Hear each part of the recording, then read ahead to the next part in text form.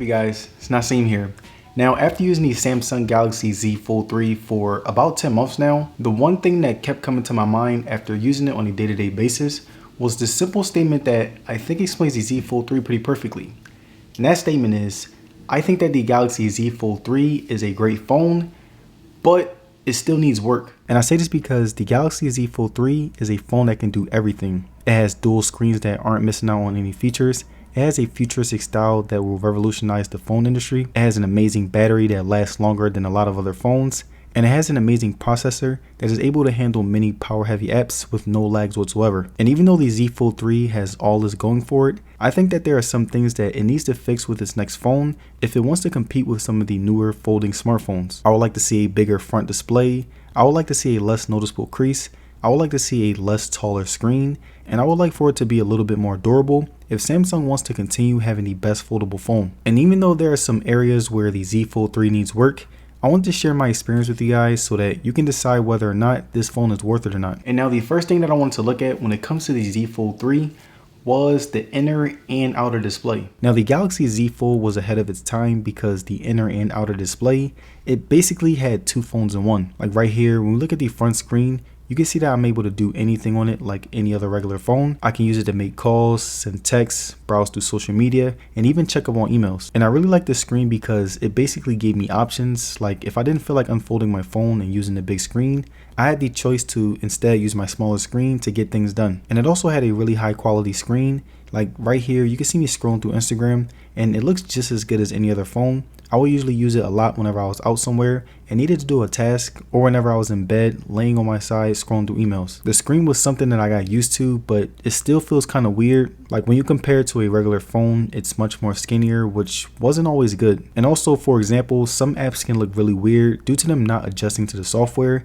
Even when I'm watching videos on the front display, videos have that little black box and it was really annoying at times. And when we look at the main screen on the Z Fold 3, we can see that it resembles a mini tablet, which was a great thing, especially when it came to entertainment. My favorite part about the screen was that it was so focused on creating an immersive experience that it sacrificed good camera quality by putting the camera under the display, which was really great attention to detail. I also love the fact that Samsung made the screen even more durable than the previous generations. It still had a long way to go, but it's nice to know that Samsung is heading in a direction where they can make people think that the Z Fold 3 is their everyday phone. And I love using the main screen for things like playing games, watching movies, YouTube, and reading books, because it really gave me a completely different experience compared to any other phone.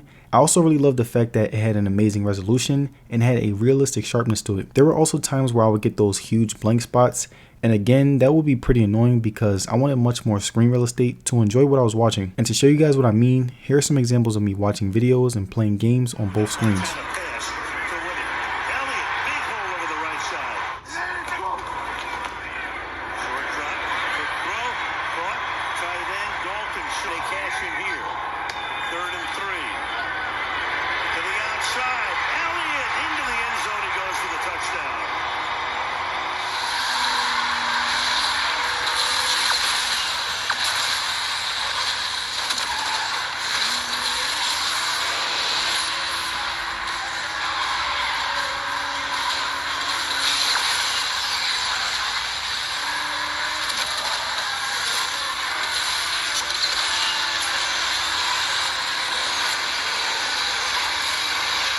And now the next thing that I want to look at when it comes to the Z Fold 3 was the cameras. And now when I say that these are pretty good cameras, I don't mean that they are the best out of any smartphone in the market, but they definitely aren't trash and can hold their own when given the opportunity. Like right here, when we look at the daytime outside photos from the outer display, we can see that the photos were very crisp when good lighting presented itself. The colors were also amazing compared to last year, and they also had a little bit more sharpness than other phones, which was pretty great in certain conditions. And when we look at the main camera's nighttime photos, we can see that the sharpness was even more apparent, which I really love in this environment. The colors were very accurate, and the added lighting was great and very comparable to the iPhone 13, which was a pretty big accomplishment. Now, when it came to selfie mode photos, I would say that the front screen selfie camera is as good as any mid-range phone in 2022. Like right here, you can see my face tone looks somewhat accurate. I kind of look lighter in these photos than I actually am, and it kind of bugged me. But one thing that I did like was the sharpness and how well the camera played on my eyes. And I feel like the camera gave me good sharpness, which was pretty nice at times. And also when we look at the nighttime selfie photos, you can see that there was much more graininess to the photos than usual, but whenever the lighting was good, the quality got much better. And the only camera where I would say was pretty bad was easily the main selfie camera. Like right here, you can see the pictures were blurry, the colors weren't accurate, and it looked like it came out of a kid's tablet. But I want to give the camera the benefit of the doubt because no one really uses the main screen selfie camera, and Samsung had to sacrifice quality by putting the display under the screen and making the main screen more full. And as far as video quality, I wanted to show you guys different videos that I took in different environments with each of the cameras.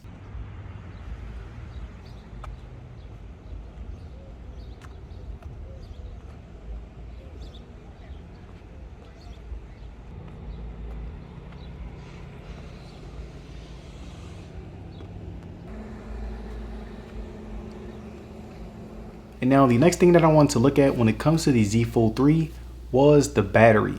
Now I have been using the Z Fold 3 as my main phone for a while now, and I would get about 5 to 6 hours of on-screen time, which was a lot compared to my usage with other phones. Again, I would be doing things like playing games, checking email, watching YouTube videos, and even doing small tasks for work. And even with me doing all that, I went in my days with about 10% battery left, which wasn't too bad because it was able to last me throughout the day without charging it. So if you're someone who plans on using the Z Fold 3 as your main phone, then I would say you'll be pretty happy with it because not only is it durable, but it is also reliable. And another thing that I loved about the battery was that it didn't really take too long to charge at all. Like there were times where I forgot to charge it up at night, so I would put it on a charger while I was getting ready, and by the time I was done, it was on 100%, which added to its reliability. And now the last thing that I wanted to look at when it comes to the Z Fold 3 was the speakers. Now the speakers on the Z Fold 3 were some of the best that I had ever heard on any other smartphone this year. It made watching movies an even more enjoyable experience for me, and it even has some of the best quality at the loudest volume. And to show you guys what I mean, here's some examples of me testing out the speakers.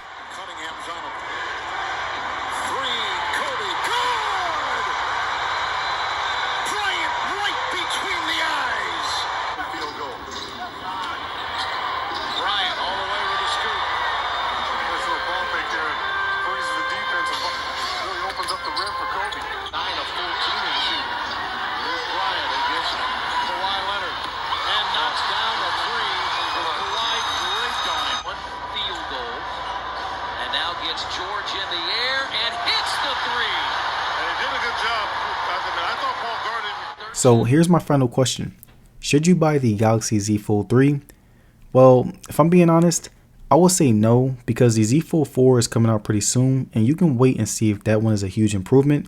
And if you still don't want the Z Fold 4, then the Z Fold 3 will be cheaper by that time. And there it is, you guys. My review on the Galaxy Z Fold 3 after 10 months of use. Now, let me know down in the comments. Would you get the Z Fold 3 or would you wait for the Z Fold 4? Let me know. And if you guys made it to the end of this video, I'd like to say thank you for sticking around. And don't forget to like the video and subscribe. It will be very appreciated. And as far as social media, you can follow me on Twitter and Instagram. And I will see you guys on the next one. Peace.